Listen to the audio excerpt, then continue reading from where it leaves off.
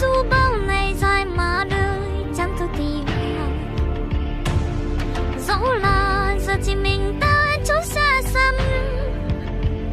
Ta xin vào tin em hiểu rằng em luôn ở trong tim như trăng vằn vập. Ta không cô đơn giữa hoang vu, để ta không sợ hãi trước mưu mô. Bằng tia nắng mới thần ngày chiều tới nơi màn sương mù, để tìm ra ai còn sức mang lối oan hiền.